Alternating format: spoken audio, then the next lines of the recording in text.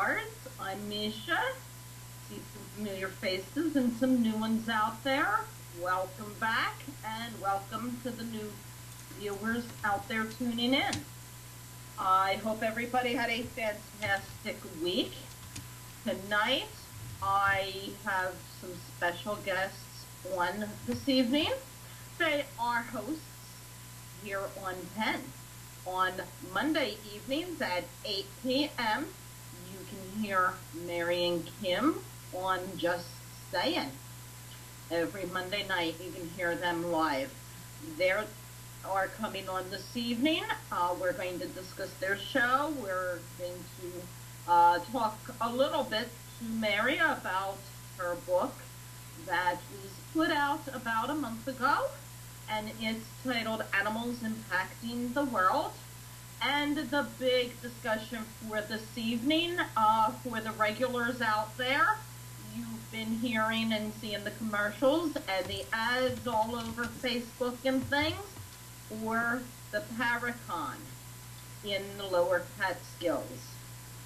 That is coming up pretty soon, in about 6-7 weeks, the first weekend in May, and they are running it and handling everything, so I wanted to bring them on, and you can find out all the scoop, what's to look forward to if you haven't decided yet whether or not to attend, and you have questions that you're wondering about regarding the event. Tonight's the night to get your questions answered. I want to bring on Kim and Mary. Welcome. Hi, Misha. Hi, Kim. Hey, Misha. Hey, Mary. How are you? Doing fine.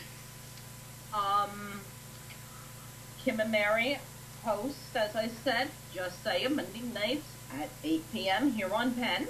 You can see them live. Mary, we'll start with you. Your book. That came out, what, about a month ago now? Actually, it came out around January 28th. And it's been selling very, very well. I got some reports that the book is doing really well from shipper. So I'm real pleased. It tells me that there's a lot of animal lovers out there, and basically that's what the book is all about. You want to give a little background for those that are new to the book, and what maybe don't have interest, what exactly the book's about, what they can expect? Well, most people that are picking up the book, they're looking for some good old-fashioned chicken soup for the soul type stories in here. And originally, when Dinah Roseberry and myself got together to do the book, that's basically what it was going to be about. We went to many dog shows. We went to all kinds of fairs where they have animals, rescues and things. We put ads out there on Facebook. We got postcards, put them around in places. Tell us your story. Well, we got inundated with so many stories to put in the book, but everybody had a story within themselves. For example, there's a story in here of a really good friend of mine, her son. He's autistic. And unfortunately, she lost her husband, his father, and he had a hard time dealing with it. And it talks about him and his cat and how his cat helped him go through the grieving process and the mourning process of his father passing. The book starts out, right out of the gate with the foreword's written by a woman who trains canine dogs for cadavers. The dogs that she trained were for 9/11. Unfortunately, those were not real happy moments for her. She also trains dogs to go out and help find people that are lost, like in the woods and things like that, and she usually has pretty good outcome. But she wrote a really nice foreword to the book, and so what better way to start out with than having somebody that's that skilled, that's talking really well about the book.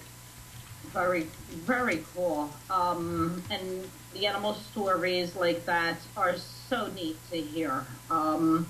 They're very therapeutic in a lot of ways. Yeah, but like I said, we had all these really wonderful stories on how, when I was sick, my dog laid next to me and took care of me, and it was very hard to pick and choose the stories that went in the book. And we tended to drift off from those types of stories and put a lot of educational things out there. One of the chapters that I wrote is pet grieving. And it has to do with, most people have more than one animal. Right. And what happens to the animals at our home when one passes away? Yes. They do grieve. They go through the grieving process when they're just missing, maybe, overnight if one's a very young, younger one, going to get fixed and neutered and things like that, just because the other one's missing, let alone, gone permanently because of dying. Exactly. So, I mean, you come across so many people that say dumb animals. That irritates me. Yeah. Because in the line of work that I do, which is 24/7, I may work full-time at a job, but that doesn't stop how I feel about the animals. And I get the emails, we need a home for this one, can you react on that, pass it along, here, there, and to come across people that'll say, well, it's just dumb animals, they don't have any feelings. I mean, I have to hold back. Yeah. So, but there's a lot of happy stories in the book, and we have enough in there that when you're done reading, hopefully you walk away with something that you didn't know before, or it touched you a little bit differently than how you might have thought.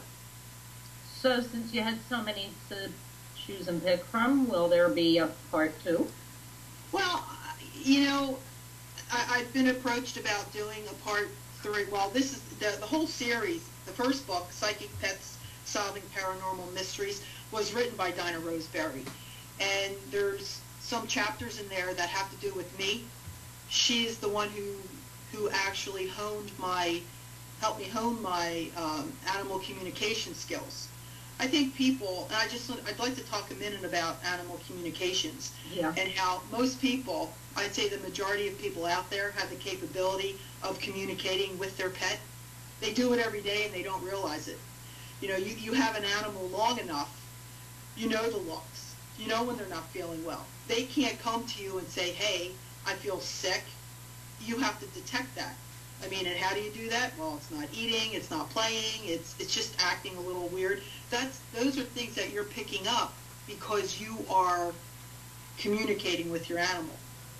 Right. So she actually did a hypnosis session with me and kind of brought it out a little bit more. And so we ended up working together, and in this first book, she talks about how she kind of worked with me on this and our different experiences and things. And it just seemed natural when the second book came along that, I co-wrote it with her. Now the third book, if there is a third book, it'll be with me. She's taking a step back. Dinah's not in the best of health right now, and she said, that's it, the third book, you decide to do a third book, it's all on you. So I've been kind of scouting out ideas and different ways I'd like to take it, because for those of you that have gotten a copy of my book, and there's a couple people in the chat room that I know have got my book, I kind of left things open with the ending. I wrote the conclusion, and I basically, in a nutshell, talk about how animals have been around forever, and there's something with the animals that they've learned to survive. And if they're surviving, maybe it's time that we kind of keep an eye on them and see what they're doing and learn from them. So I just kind of left a little zinger in there that maybe if there's a book 3, I can pick up where I left off there. There you go. Sounds good to me. I'm shocked that she helped you fine-tune the animal communicating through hypnosis. Yeah, well, it's kind of strange to say. I've had the ability since I was a kid, and this is going to be the first time that I'm going to. So you're gonna get a first here, Misha. I'm not really proud about talking about this, but eventually it's going to come out. Everybody knows that I'm empathic. People that know me know that I'm empathic, And the first time that I realized that I had a connection with animals was through being empathic. And I was about 10 or 11 years old. And I was down the shore. My parents had a shore place, New Jersey, in the pine areas. And it was a bay, and they had lagoons around it. And one afternoon I was bored to tears, and I was going around to all the docks. And I had a big stick in my hand, and I saw this crab in the water. And I started poking at the crab, watching it move. I thought it was cool to watch the crab run from one piling to another. And only one poke, I kind of poked too hard, and I crushed its claw. And I don't know if it was mind over matter. At least I thought it was at the time, but later found out that most likely it was because I was empathic. My right hand hurt for 2 days. And that was the first time that I realized I'm like connecting with this crab, and I felt bad. And here it is, it's like 50 years later, not quite 50 years, and I'm still thinking of that moment on how I possibly hurt that crab. Now, crabs do grow their claws back again, but at that time I didn't know that. But that's the first time thinking back that I realized that I was able to feel what an animal, fish, or whatever was feeling. And then you fast forward, you kind of put it to rest. But I've always had a dog. And the laugh of it is, all I have is cats now. But I always had a dog until we got married. We had a dog for a little bit. The dog got sick. I had to have her put down. Went the longest time without having any pets, and then started getting cats. And little by little, with the cats around, I always knew when to take them to the vets. It was just this thing that I knew I could do. Going over to people's homes and their animals were sick. Right. You know, you better take that dog to the vets. I think it's got a tooth problem. Sure enough, it would have a tooth problem. But it wasn't until I met Dinah, and Dinah said, you know, you'd make a really good animal communicator. And through the hypnosis, she took me into this place where, and I know Sal and Jen are listening, and he's probably saying, yep, I know exactly what she's going to say, but Dinah takes you into this elevator, and it's all described in her first book, Psychic Pets, on how she can teach you to become an animal communicator. And Dinah does believe that we all have a core group of animals that follow us. And she took me to that place where I met up with my core group of animals. So whenever I have a problem, or there's people that will contact me and say, look, there's something wrong with my dog, or should we do this, or should we do that? If I have a struggle on trying to connect with that animal, I go deep into myself and I go into my core group and I ask for help. So that's what we're talking about with hypnosis. Right. Okay. Yeah, because you hear hypnosis, you know, mentioned to get rid of phobias, help with weight loss and things. It's never, you never hear about it as far as developing any kind of psychic or empathic abilities. So, right. That was, you know, an ear catcher for people. Yes. Well, it was for me, too, because I've never been hypnotized. And I remember saying to her, you're not going to be able to hypnotize me. I'm one of these people that can't be hypnotized. And like 10 minutes later, I'm like, so when are you going to hypnotize me? She says, we're done. And when the hard part for me back then when she did it was I didn't have visual. I was just starting out into this field and, you know, oh, you know, I can feel this and I can feel that, but I wasn't taking anything seriously. So she brings you through stages of going in an elevator and getting off at different floors. She says, now do you see the office? No. Do you see the elevator? No. But what I had to do was feel everything. I felt the coldness of the elevator, you know, the walls, how they're always metal. Right. I felt the buttons on the panel to push. And it wasn't until we got to the one floor where it opens up and she takes you out into a forest. And I could smell the, you know, the trees and the moss, and I could hear the birds in the background, but I couldn't see it. So that was new for her because I wasn't the first one that she did this with. So then she realized she had to take a step back and quickly come up with a solution to help me get to where I needed to be. And the really cool thing about all that was the first animal that approached me was actually a bird, was an ostrich. And I said, I think it's like some kind of ostrich, something to that effect. And she goes, it can't be, it can't be. I said, I'm telling you, it's some kind of bird thing with feathers, and it's big. And I went down. Well, she had written earlier in the day, camel, that my head animal guide was going to be a camel. Right. And she was so disappointed that she got it wrong. Well, when she went home, she looked up camel and ostrich is known as a camel in the bird family because of their hump and everything that they have. So she wasn't far off, but it was definitely a different experience. But when I came around, I looked at myself, and my left eye, I had been tearing because one of the animals that I picked up while I was there was a cat that I had recently lost. And I was holding her in my arms. I knew it was her because it was just the way that I was holding her, and then the way she fell to my arm, that I knew it was, I called her Littles because she was this little teeny cat. Right. And it was so emotional that when she brought me around, I had been crying and didn't even know it. So you didn't realize she hypnotized you? Not at all, no. At what point then did you remember what took place, like the things that you're describing, the elevator and stuff like that? Later that night? Actually, it was within moments, because when she brought me down, I mean, I was sitting there during that time, and I'm hearing her, okay? I'm not saying that when I was hypnotized, I wasn't out of it, and that's why I didn't think I was hypnotized. You can actually hear her talking to you. You can hear and see all these things, but it wasn't until after she counted back and she said, "Okay, you're back." And I said, "Back from what?" And she, but she had the audio recorder going, and she heard everything that so I could hear everything that I was saying. Some of it I remembered, some of it I didn't.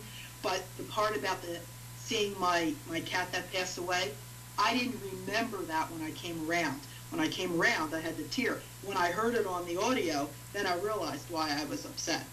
Oh, very and it wasn't an upsetting thing. It was just an emotional seeing this cat again, or holding this cat again.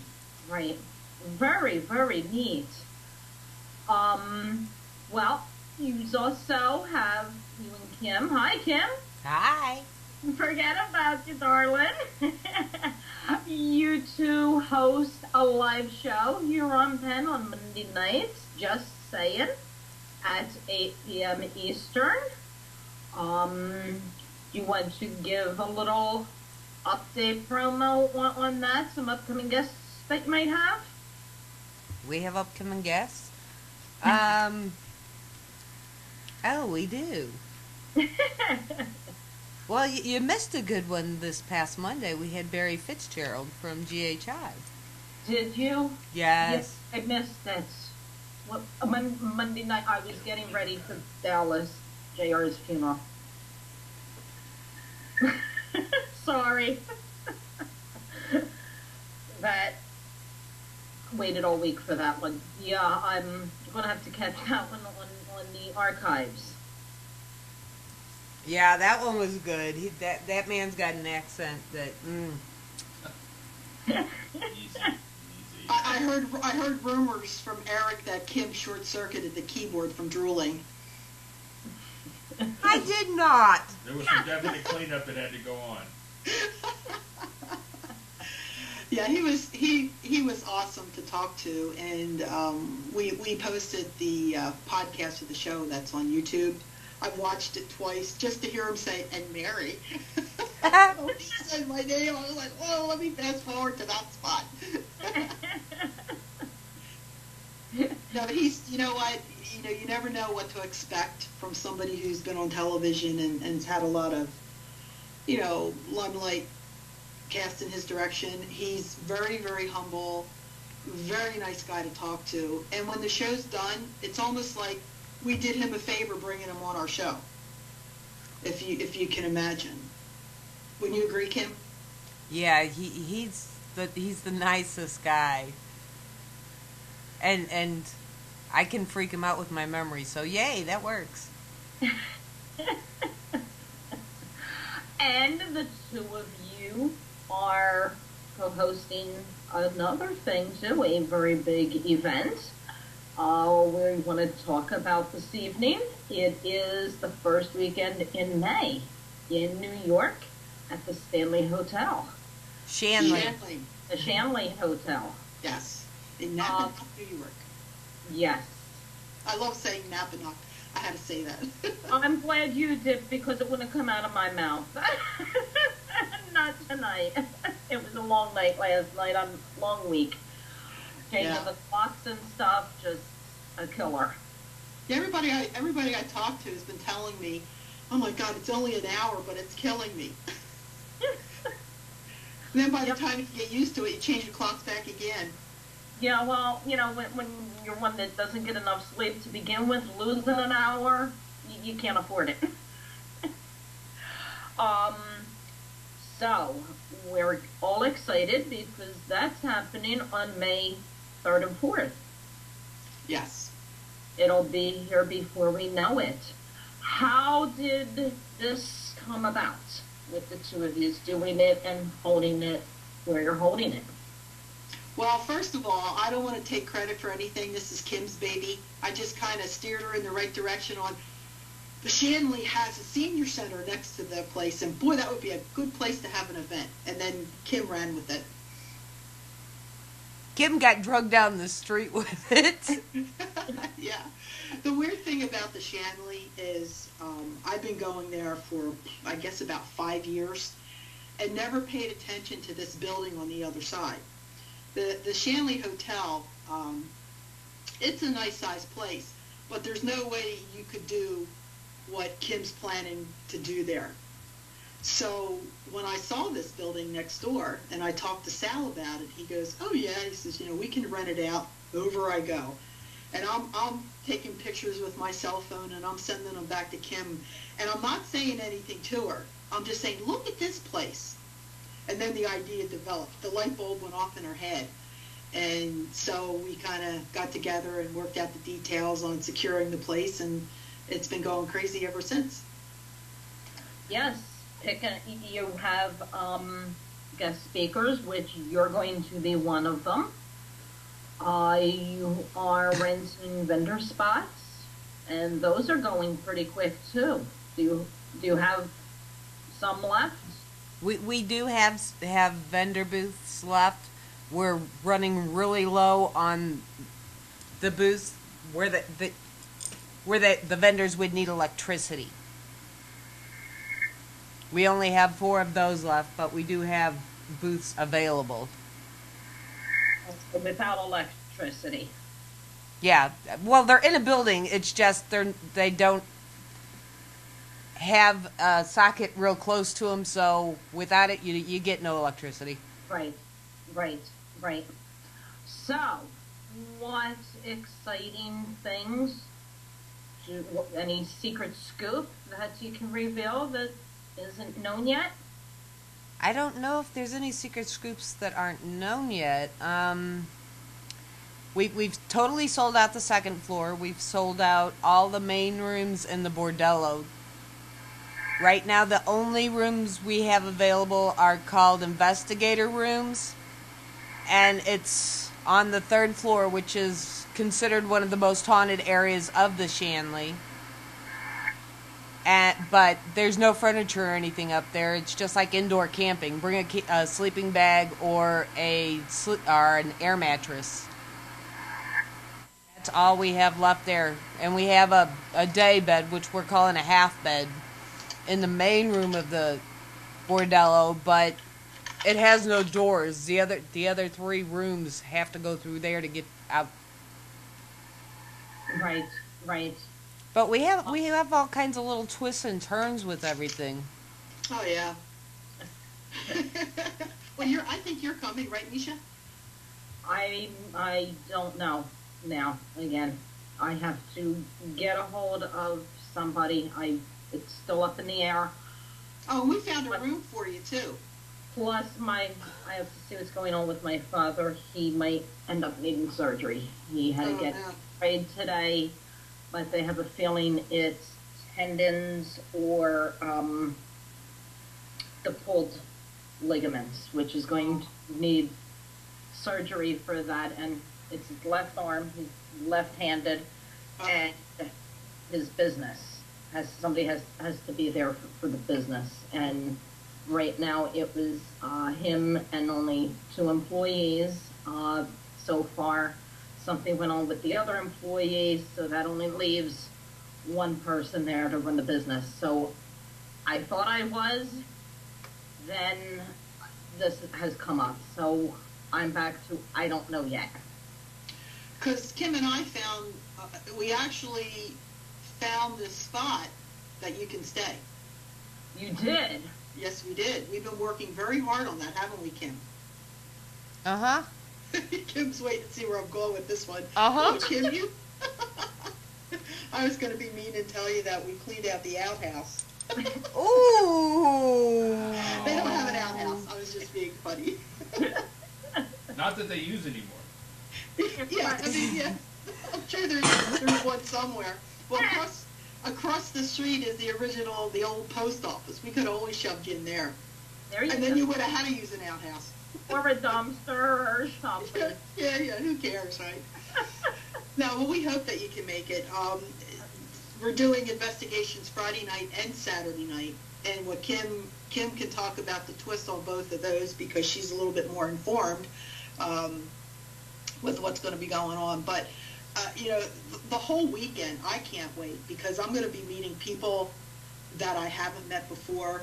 I love the idea of the networking and learning ideas and I'll call it trade secrets from others, and just being around people that like yourself, for example, if you make it out there. Now, you and I have met, but people like Patty, Betty Cumberford, and her team. I've never met David or Tracy. I'm excited about meeting Jody Cook because he's been a guest on Just Saying a few times, and he's very interesting. So I can't wait to hear, what he has to talk about. It's just, that camaraderie of everybody joining and wanting to do the same thing, but we all do it differently, and then we get together and share. So I'm looking forward to that. Yeah, and getting to meet everybody. And of course, just spending time at the Shanley, and Kim and Eric's going to be there. When Kim and I go to the Shanley, there's always something unusual that goes on. There's always something unusual that goes on anywhere you go.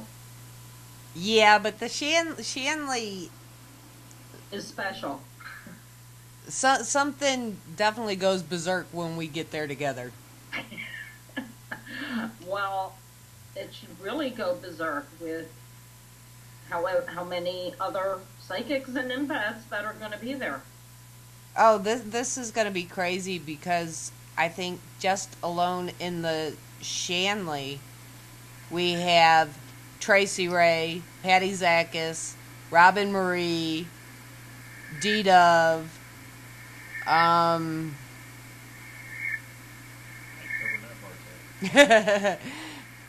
Well, we've got Deborah Heinecker. Deborah Heinecker, sorry, my brain froze there for a minute. I knew there was another one.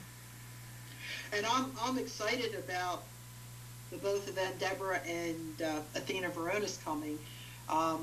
They have a business called Vesuvius Investigations, and we've said this a zillion times for those who don't quite recognize Athena Veronis' name, but the movie Silence of the Lambs, Jodie Foster was the FBI agent.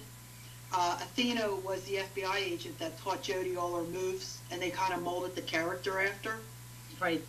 She hooked up with Deborah Heinecker, who's a psychic medium, and Deborah has worked with law enforcement on finding missing people. She was involved with the Natalie, and I always get the last name wrong, Holloway. Holloway. Holloway. I know, see, that's why you're there to correct me, Kim. Looking for missing people, and unfortunately sometimes they find a lot of dead people. But anyway, they started Vesuvius Investigations. Athena has retired from the FBI, and they work with private citizens as well as law enforcement to basically doing the same thing. So we were privy to being with them up in Gettysburg this past Halloween, and it was just amazing watching Deborah work. We had her, we brought her up to a barn. We didn't tell her anything about the place, and she was talking about things left and right. Kim and I were like looking at each other, like, how, it was just so amazing. And she even told the owner some things that the owner didn't know, and the owner did some research and found out that Deborah hit the nail on the head with everything. So for going to the Shanley. She knows nothing about the Shanley. She doesn't want to know anything about the Shanley. I just can't wait to sit back and watch her get to work. Well, the fun part about it is Patty Zakis has also made it a point not to look up anything on the Shanley, to avoid it at all costs. But apparently she's being visited by our little friend from the well, Mary, who keeps telling her things. I for the most part don't. I tend to do that too. I don't want to look anything up when I go somewhere, because you want to not be concerned with if what you're picking up is what was a little bit of info, and if you're feeding off of that and stuff. I know a lot of people, when they're investigating, if they're psychic, they choose not to know anything. Just give the address and tell them where and when to be, and that's it. And don't want background info at all. But I know I saw the video of the cat that's floating around. Yeah, that cat, I think almost everybody who's been up there has got an EVP of that thing. Yeah, that's really neat. What can somebody that is not, with a group or vending, but is, into the paranormal or just have seen shows on television, what would somebody like that, what can they expect for the viewers out there that always wanted to partake in something like this but have no clue what to expect on their end, and maybe are leery of coming because they're not with a team, they've never done it before, and where are they going to fit in at? Well, this is going to be pretty cool, because the way we have it set up, normally speakers take 45 minutes, an hour, 2 hours, whatever, and they sit there and they do a presentation for you. Instead of that, David Roundtree is going to take the last 30 minutes of the con each night, take the investigators, whoever's investigating, over to the Shanley, kind of give them a run through on the equipment and everything, but he's got some special experiments he's never tried before that he's trying for the first time there. So what we're going to do is, depending on the size, we're going to break them down into groups, and then everybody will get to investigate everything, and they can switch off if they want. But with the experiments, it's something new. It's something exciting. I mean, even if they're not seasoned investigators, it would still be cool to be in on the ground floor of this particular experiment. Right. Yeah, I've hosted a few fundraiser things for historical sites around here, where they set up for the public to, buy the tickets, however much it is, and they get to spend 4 or 5 hours with teams to do an actual investigation, and they break them up, that the team members break up into different groups depending on how many are needed, and go at different sections of the building or the grounds and things like that, and then rotate. That they have, if there's 3 areas to go, an hour each area per group, and then you switch and rotate so that everybody gets to go on it, and they're told, you can bring video camera, flashlight, whatever they might have that they want to bring, and then they use the equipment that the team has that's touring them. Is that's basically what can be expected here for people that aren't an outright investigator? Yeah, for the most part. Our investigations each night are only scheduled for 3 hours simply because almost everybody staying there is either a speaker or staff. Right. And we need to get up the next morning to do it again. Right. What time does this all start on Friday? Friday afternoon, it starts at 4 p.m. Eastern Time and runs till 9 o'clock. Then from 9 to midnight is the investigation.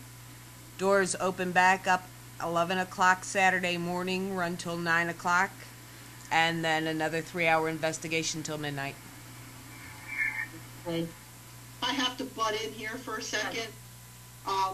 I was going to, when Kim was saying how some people have to sleep, and I was getting ready to say, I know some people that will be up all night, and as soon as I was getting ready to tell you, Sal and Jen posted in the chat to Kim, some of us don't sleep, Kim, and I was going to refer to Sal and Jen, because Sal, he only needs about a half hour, maybe 45 minutes to rest up, and he's back. Well, I got He keeps kicked on out. going. I got kicked out of the chat room, so I can't see it, Sal. Yeah, that's good old Sal. I've gone on many investigations with the both of them, and I mean Jen will hang in there. She does need a few hours sleep, but I've never seen somebody that's more robotic than Sal. Just plug him in some more, and he's good to go. He will be up all night. Yes, but he must remember we plan on working him to death during the day. Oh, he'll fine. Yeah, that's what he says. If he sleeps, he snores, and so no one else sleeps. So he tries to stay awake the whole entire time. Sal and Jen are both part of our staff. Don't you find that a lot of people in the field, the psychic field, are night owls? Oh, yeah. Oh, yeah, I agree. We try and fall asleep, and Kim will probably chuckle on this one. The last time we were at the Shanley, we attempted to sleep, Yeah. but we were not permitted to sleep, if that makes sense. We had gone up there after leaving Gettysburg. We went up for an overnight, to check out the senior center and the rooms and things, and we stayed in this room that I always stay in. It's in the back on the second floor, and I think it's called the Rose Room. And I always like to take that room because it's got its own bathroom, for starters. That's what's prompted me first time around. But I actually slept when I went into bed. Most of the time I'm all keyed up and I can't sleep. And when Kim and I went, naturally I said, let's go take this back bedroom. And there was only like one other person there. I think it was Smiling Mike. It was. The one that just won the lottery. So, I mean, here we are. We have the place to ourselves. How cool is that, right? And I might add a series of Bad Bee shark movies. Yes. So we're watching, you were watching those movies, not me. I was playing around on Skype. But anyway, we're dog tired because we had just gone through Gettysburg. We came home, Sandy the hurricane hit, all right? And as soon as we were actually supposed to leave Saturday, but we got some damage done to the house, so we didn't leave Sunday.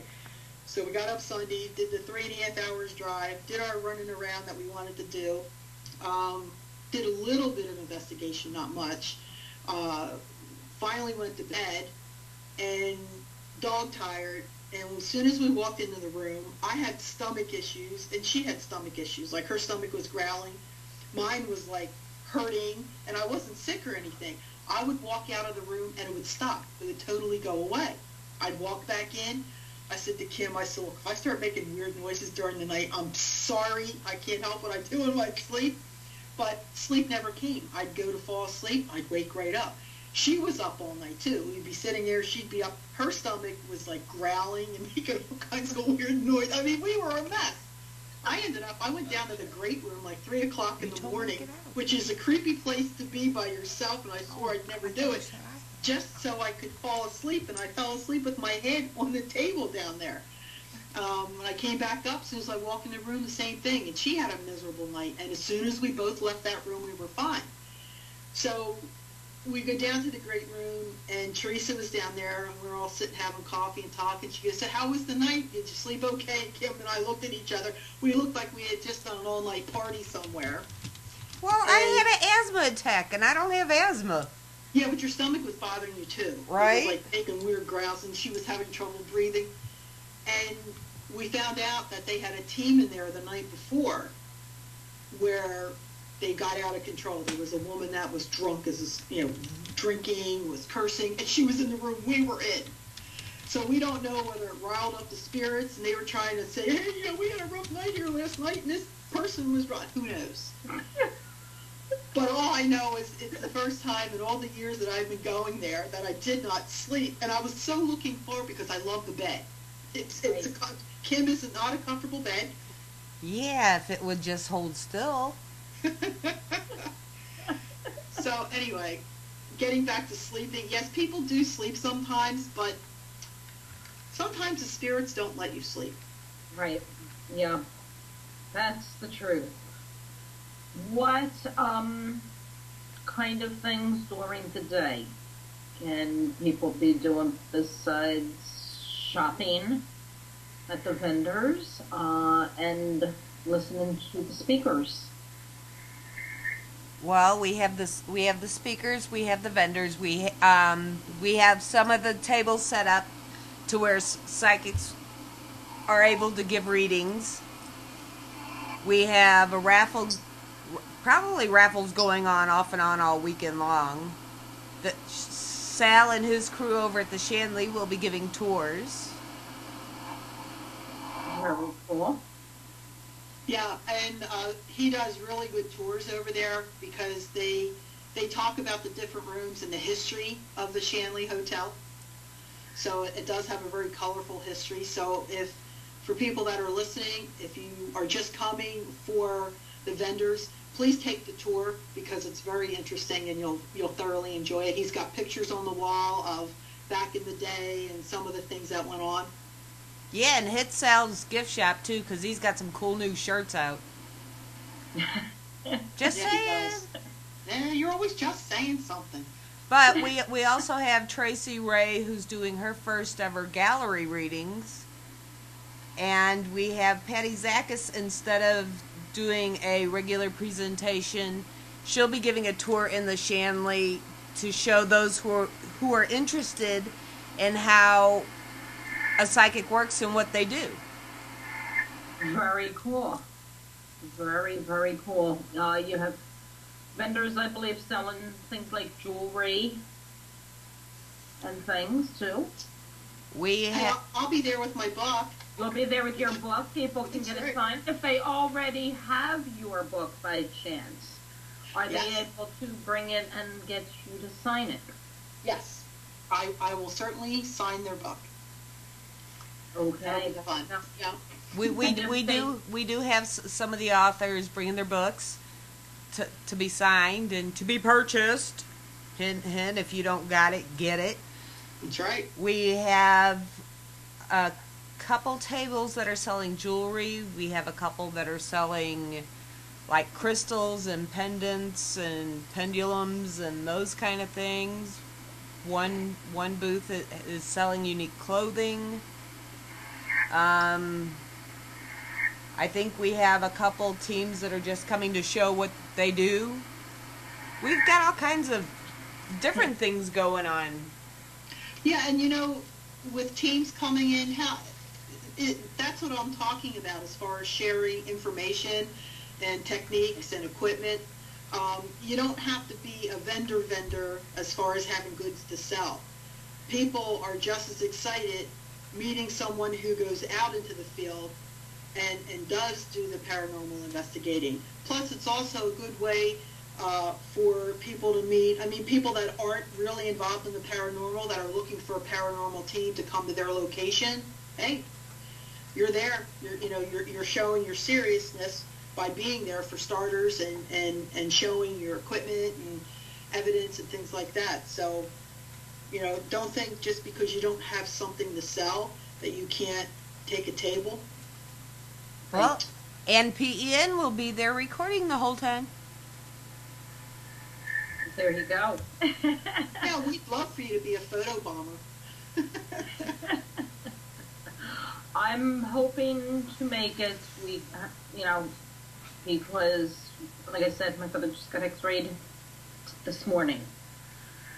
So by Friday they should hear, and hopefully it'll be able to be handled so that, for one day on Friday, be a miss since it's closed on the weekends anyway, that I'm not going to be needed. So, 7 weeks, I don't know how long, it would Well, take. we'll keep our fingers crossed that you're able to go, because I think you would have a good time. I would, yes. You know what? The drive up to the Shanley is worth it just to meet Sal. He's an awesome guy. I've heard, yes. And they're in the chat room for your show too, so I've seen them in there. It's always neat to put, the live person in front of you with all the people we've spoken to on the phone or interviewed on the shows or Right. on Facebook. Just, seeing them, the profile pictures on Facebook, but being there in person, face to face with them, people that you've been following and know, is really, really a neat experience alone. Oh, I completely forgot something, Mary. Oh? Yes, I did. Well, I want to ask Mary a question first. You're going to be there. The people don't have to buy your book ahead of time. You'll have the book there they can purchase from you. Yes, I will have Animals Impacting the World, and I'm also going to bring some copies of Psychic Pets Solving Paranormal Mysteries with me. That is a tongue twister to say, but I got it out. So, we'll have book 1 and book 2. And Okay. maybe this time next year there'll be book 3. You never know. Go ahead, Kim. I was going to say, we had originally had John Tinney as one of our speakers. And unfortunately, due to our goof up, it was part mine, part John's on the dates. He had double booked that weekend. But the first 100 people coming through the door will get a free autograph signed John Tinney book. Very, very nice. With a ticket purchase. You gotta buy a ticket to get in to actually get the book. But yeah. Yeah, ticket purchase. That would be helpful. Standing outside going, hey, throw me a book doesn't work. Now, if the people, for those, because you're able to pre-purchase the things, Yes. rather than, or just wait till the day of and purchase at the door. For those people that pre-purchase, is that offer stands too, whether, as long as they're the first 100, it doesn't matter if they purchase tickets there or pre-purchase them, correct? Right. The first 100 people pass the security. Oh, yes, and I just want to put it out there that we have some tight security. One of our security specialists will be Sal of Sal and Jen, of the Sal and Jen from Long Island. And for those that have met Sal, don't want to mess with him. He's a big teddy bear. And for anybody listening who wants to purchase a ticket but hasn't yet, or a package or whatever, the prices on the website are only good till April 19th. Those are discounted prices. Everything will be a la carte after April 19th. Okay. The website that they go to, if people aren't right here at the screen viewing and just listening, because maybe they're, getting the kids down or whatever, is penevents.webs.com. And that has all the info on there, along with being able to purchase the tickets through there, correct? Absolutely. There's a vendors tab, there's a sponsor tab, and then there's the ticket tab for purchasing just the tickets. We also want to make mention that a percentage of the proceeds are being donated. And do you want to tell everyone where the donation's going? I can answer that one. We have, we're going to be working with 2 rescues. One is Pack Ethics Rescue for dogs. And there is another one that, unfortunately, I don't have the name in front of me right now, which is embarrassing. But they do cats and dogs. They also are involved with all kinds of shelters for people, abused women, people that lost their homes to fires. So, we're working, with those type of people to help out with donations so they can keep their organizations going. Yeah, Pack Ethic? Yes. Is one of them. One of them. Yes. I thought I had the second one here. Well, I did, and now I can't find it. And Kim's not privy to that one, so I can't look to her. But it's a local rescue that's about 20 minutes away from the Shanley Hotel, and we look forward to working with them too. And we'll be putting it out there. We just recently hooked up with them, so that's why I'm a little shy on the name. Not a problem. For people that want to vendor, what time are they able to start arriving there to set up their spot? Friday we have it set up for check-in and for set up at noon. No, I'm sorry, 2 p.m. on Friday. And then if they're only doing one day, then it would be 9 o'clock on Saturday. For checkout. No, that... Oh, they're okay. If they're only doing one day. Saturday for the day. Right. 9 o'clock. Okay. Okay. If they're only coming, for whatever reasons, sleeping, do you have anybody just sleeping over Friday night? And not doing Saturday? Which would be odd, but... All the rooms that are booked at this point are all full weekend. Full weekends. We do have them available for one night.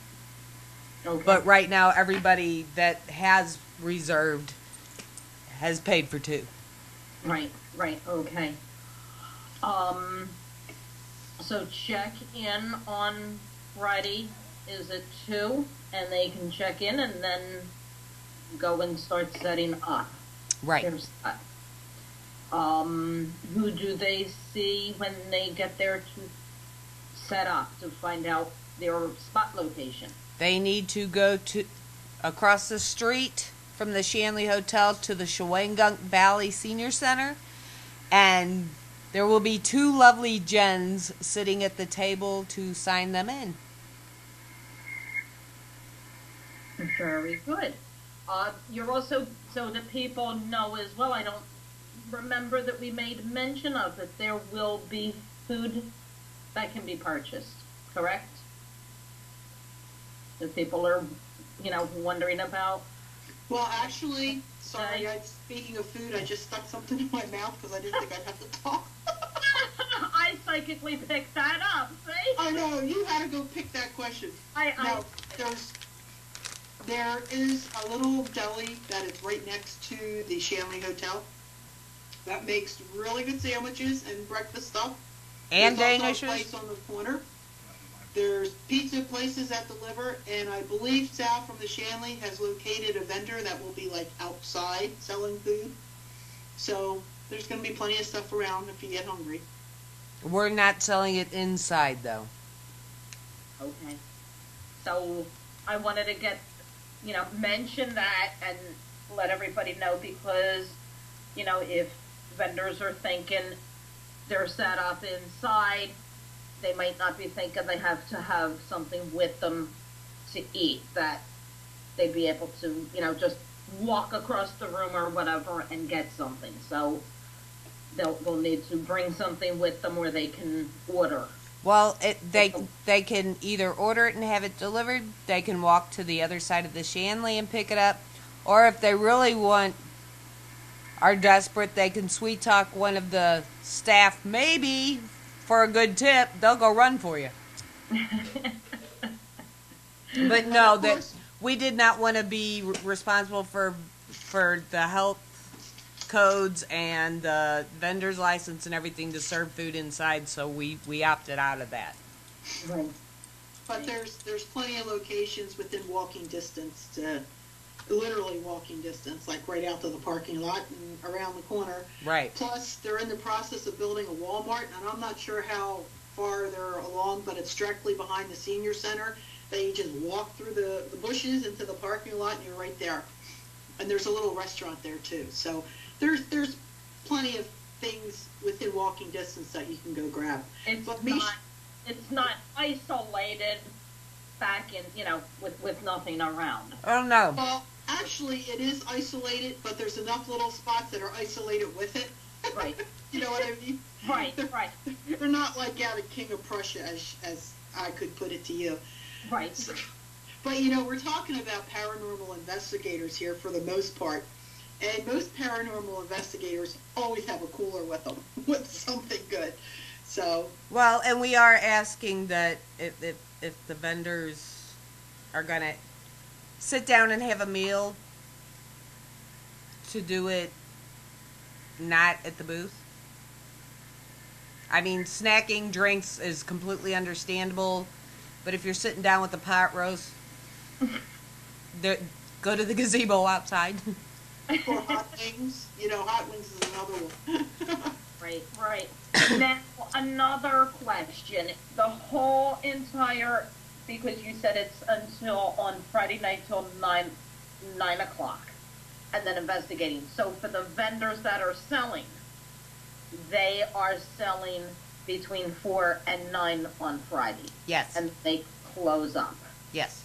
Well, technically they don't have to close up. All they have to do is organize however they want to organize, because we're locking the building down. Nobody can get in the building once.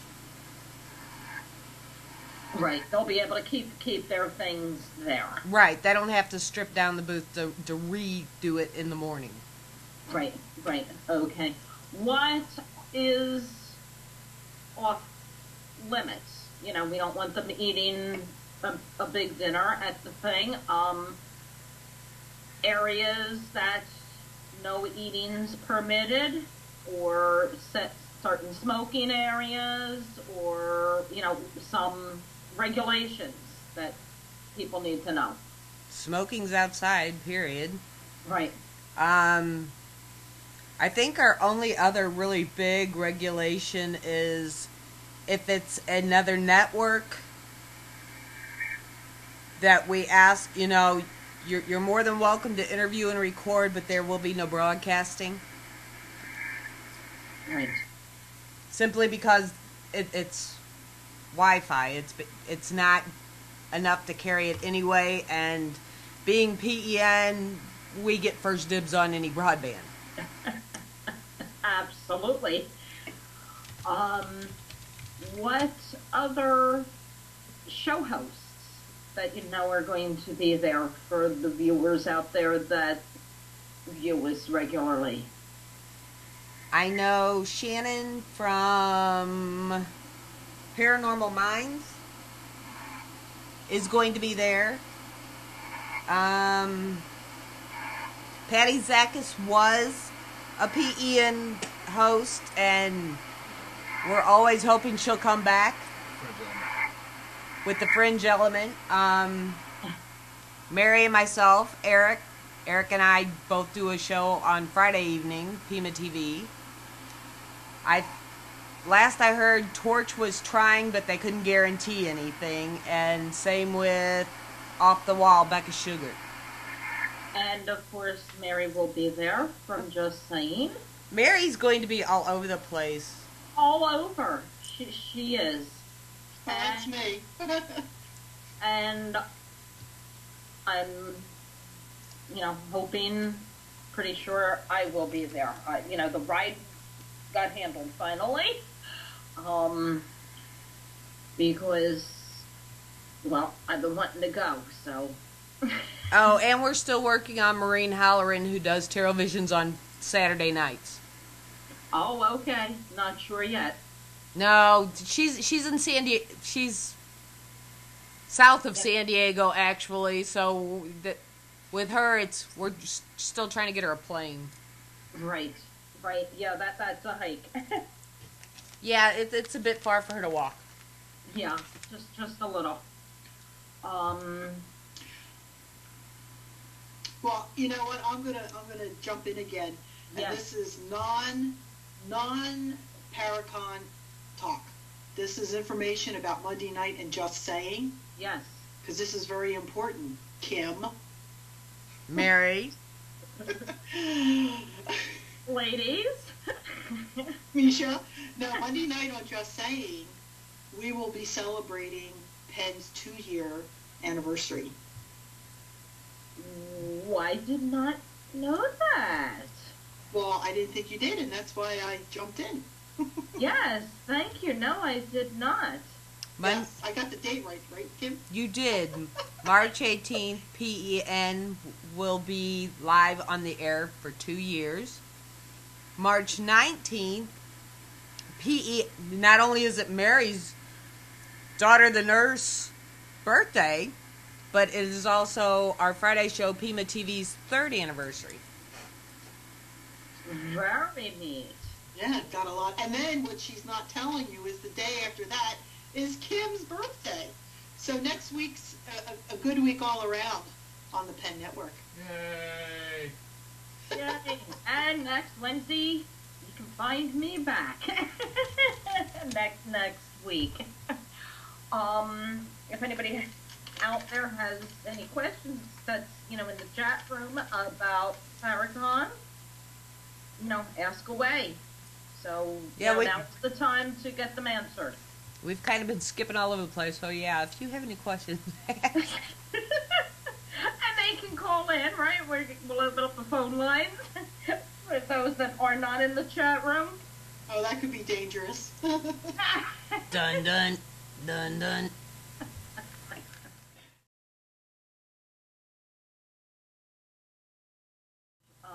Investigations. This is non-Paracon related too.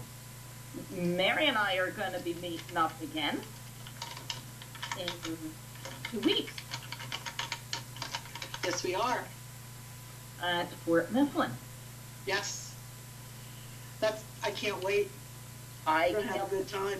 Well, there's a purpose why we're going. Mark Sarro Yes. is a good friend of all of ours. And you met him. No, you haven't met him yet. No. But no. he is writing a book on Philadelphia haunted locations. And he had asked me to co-lead on some things to help him out with the book. So he said, you know anybody that would love to go with us that are good investigators? And of course, I thought of Sal and Jen because they are awesome. And I asked you if you wanted to go because you've been there before and got a very interesting picture. Yes. So we'll be going March 24th on Sunday night. Hopefully the weather will be fine. But you know what? I'd rather go to the fort when it's cold. I've been there in major snowstorms. I've been there during hurricanes. You name it. But I think we're going to have a really good time. That's what I wanted to ask you. I was pretty sure the answer, but wanted to make sure, regardless if it's raining and crappy or not, it's on for that date, right? Oh yeah, we're booked. The deposit's in, and unless there's a flood and they board the place up, we're going. I know. And We're inside for most of it. I mean, you Yeah. got to walk across to go into different buildings, but you And- you got a really interesting picture that you sent me last week. Yes. And I haven't had time to go through the rest of them because God knows what I missed when I was just, rushing through them. What I did was the ones that I thought I had something in. I looked at, and that was one of them. I deliberately took that because, as you saw in the picture, it's from a distance. Right. We were on the other side, and I just psychically, there's something going on over by that doorway, and I just got out the camera and took that shot. And I've been meaning to send it to you, and when I put you on, something's been going on either one's end, you or me, and just didn't get around to doing it till the other night. Yeah. Well, when you sent that picture over, there's something there at that door, and I couldn't look at the door. I kept zooming over to the right, which is where I saw that man. But I don't know, there could be something in that doorway too. I saw 4 different things in that picture. When I was saying the entrance way, it was on the right, but it was in between the man that you saw at the wall. Right. And the entrance way. You know how it had, I want to call, like the door, if it was a door, the door frame, the cement edging. Right. Of entrance on the right side. And it almost is the way it's taken at the angle, and being that it was from a distance, it almost looks like it's a stairway. Yes. That's the area where I was seeing a couple things going on. Well, you have to understand with Fort Mifflin, it was pummeled to the ground. I mean, it was getting hit like thousands of cannonballs an hour, and it literally knocked the fort to the ground, and it got rebuilt. So, you may be looking at something that happened before, okay? It got rebuilt. Right. So who knows? But that picture said a lot of things. Sure did. I sent it over to Kim, and I said, check this out. And she's looking, and then all of a sudden you get, I see it. But we're talking about, Misha was standing right in front of the soldiers' barracks, and she took a picture across the yard where you see on the right-hand side, it's the officers' quarters and the powder magazine. And it's right at the beginning of the powder magazine that there's something in the doorway, and to the right, there's definitely a picture of some man standing there. There sure is, and how in the hell I didn't see that is beyond me. But when you're looking at it, you don't see it. The only reason why I found it is you tell me to blow the picture up so I can look at the doorway. And when I blew it up, I was to the right of the doorway, and I saw that. Right. And See, I was focused on the area I was focused at. Yeah. And I didn't really, I glanced over at the yellow building. Because to me, I don't know, windows are tough because you can get sun glare, all kinds of glare, smears, smudges, given an appearance there or something. But I thought there was maybe a little something in the one window. But my focus was zooming in back there, over at the entrance, and I never expanded outward. I completely missed them.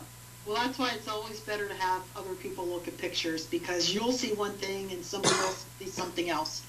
So. Yeah, and if you miss the voice recorder, Mary will rag you about it. She's talking about, I sent her pictures from up at the Shanley, and I put my trap cam in the room, and 1 minute the voice recorder's there, and the next minute it disappears, and then it's back again, and she never even noticed that it was gone. And she's going to hear that one for a while. Yeah, but I noticed the curtains moving, so give me a break. Yeah, she did. I didn't even notice the curtains at first, but she did. Oh, well.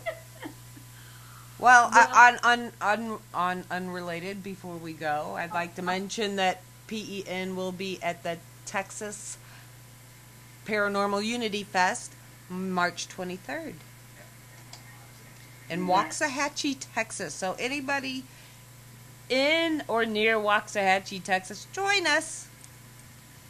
That's coming up very soon, too, then.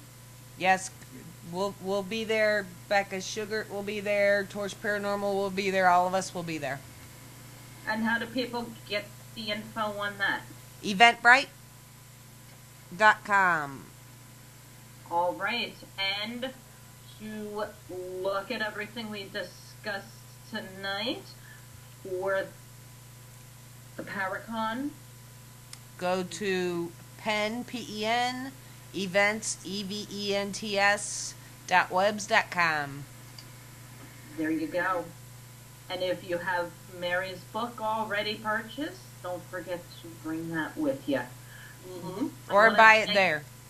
I want to thank both of you for coming on, and you can catch both Mary and Kim live Monday night here at Penn at 8 p.m. Eastern. Just Saying is their show. You can catch Kim and Eric on HEMA Friday nights at 9. Yep. 9 p.m. Eastern Friday nights.